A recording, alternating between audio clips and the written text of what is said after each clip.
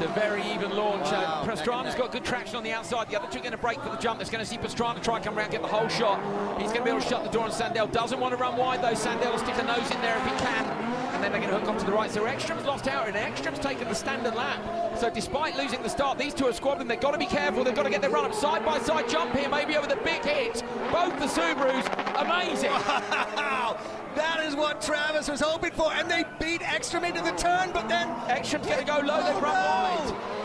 Pastrana trying to problem for Sandell. Problem for Sandell, slowed down in the first Talladega turn now. Matthias Ekstrom in the white car.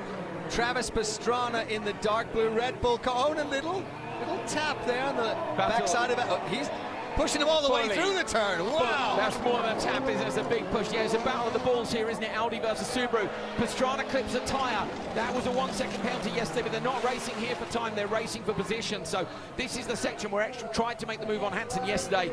And I tell you what, Tess, we went round there, me and Bucky had, Sandell's out. Sandell is out. Full front right collapse. Look, you can see the wheels right up in the arch. So two-car race, Ekstrom, Pastrana. Do you think Ekstrom's going to take the jump? Well, I think Ekstrom this time will have to take the jump. He sees how fast it is in terms of getting in there, and I think the only reason he managed to get through was the fact that there was contact between Sandell and Pastrana. He's going again, so here we go. So Ekstrom's going to take the jump in the Audi this time. Big air. Oh, beautiful, smooth landing there in the Audi from Matthias Ekstrom. Travis Pastrana right behind him, though. Pastrana using the bank bend, and it's interesting to see, isn't it, the different lines. We've already seen a couple of passes set up by these bank bends. I know the drivers are really enjoying them.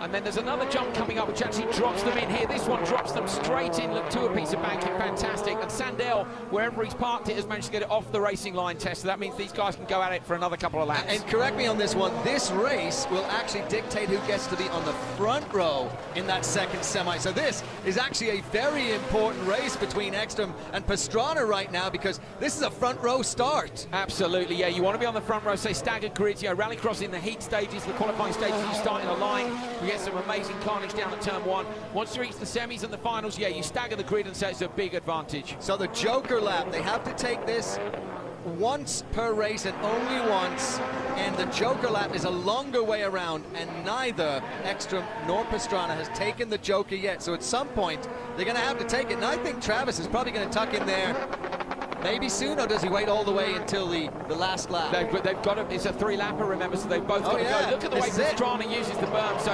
unless he can find a way to stick a pass on Ekstrom, Ekstrom has got this, but remember, yesterday, Ekstrom versus Hansen, the racing went on right until that final chicane, so these guys are really going at it. That's the jump which they all love. You jump into the banking, so a fantastic flow to this section of racetrack. And here you can see Travis is driving way hard into those big berm turns. Here they are in the Joker. You can see the dark gravel. Travis drawing up on the back of Matthias Ekstrom as he left it too late. Whoa! Little bit of contact there again from Travis Pastrana. And Ekstrom has a problem. We see smoke coming. Yeah, there was definitely a little bit of smoke there. So I don't know if he's broken the car, if it's just a little bit of contact. It might be where his tyre's rubbing. More contact. So yeah, the rear right is pouring smoke of Ekstrom's car. It's in contact with the bodywork. He's still going to win it. Matthias Ekstrom takes the win over Travis Pastrana. Ekstrom gets the front row in semi-final number 2. You can see the tyre smoke in the car, look. He's happy though.